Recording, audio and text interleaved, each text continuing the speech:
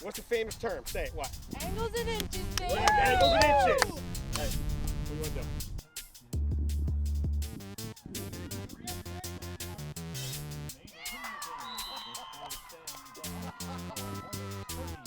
I've loved football since I was a little kid. I love watching it.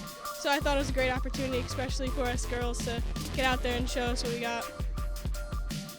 So I'm hoping that if it does well this spring, that eventually they make it a varsity sport and girls can play for a letter, compete, play in college eventually. That'd be so cool. On one. Ready? Come on, girls, let's go.